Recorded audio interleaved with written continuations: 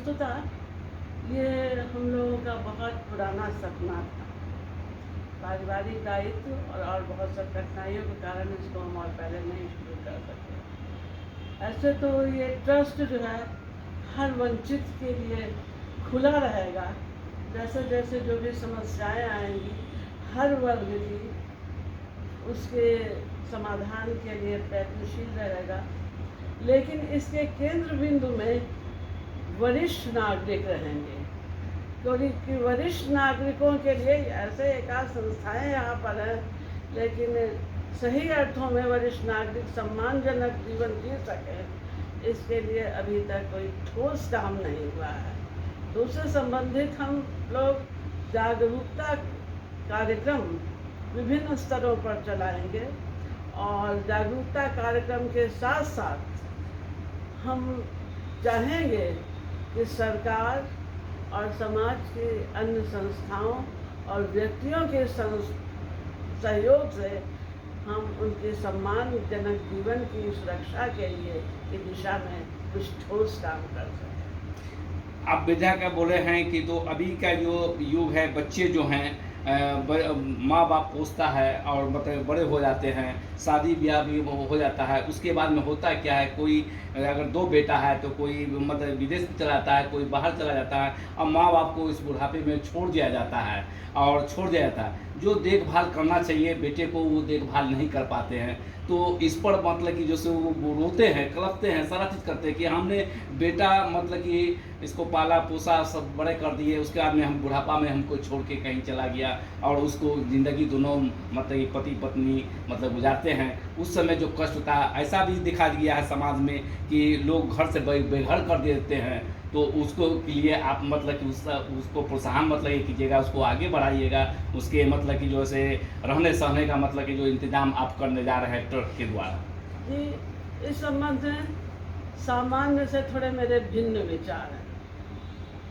कई जो इस तरह के वरिष्ठ नागरिकों से जुड़े हुए सम्मेलनों में हम लोगों ने पाठ, और हमको सबसे खराब ये लगता है कि जब लोग नई पीढ़ी को पानी पी पी करके कोसने लगते हैं और हर बात में पश्चिमी सभ्यता की दुहाई दे करके उसको कोसने लगते हैं। ये हमको बहुत खराब लगता है, क्योंकि आदमी की संवेदनाएं पूरी दुनिया में एक है।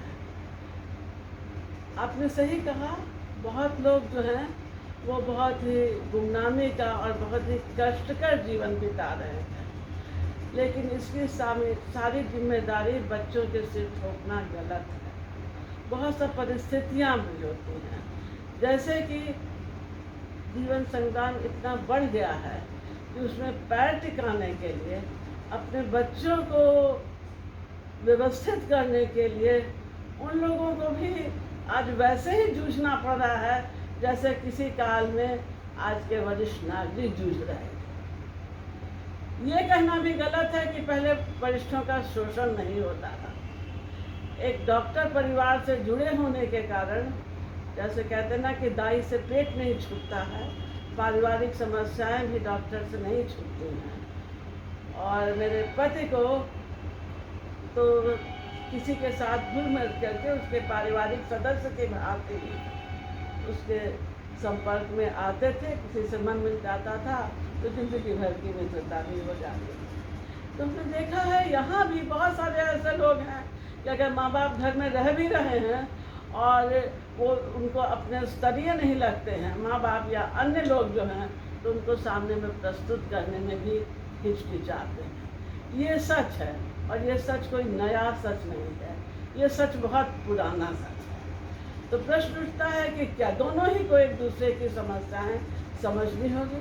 वरिष्ठ नागरिकों को भी बच्चों की समस्याएं समझनी होगी, और बच्चों को तो खैर अगर वो नहीं भी समझ रहे हैं तो अगर पीछे की कोई कटता है भी तो उसको भूल करके उनकी देख रेख करनी। तब जो है साधन की भी बहुत, संसाधन की भी बहुत कमी है, हर आदमी जूझ रहा है। इसमें सरकारी प्रयास भी जरूरी है। और आगे हमारा विचार है, इतने तो हम कोई बिल गेट्स नहीं हैं, हमारे अपने साधन भी बहुत सीमित हैं।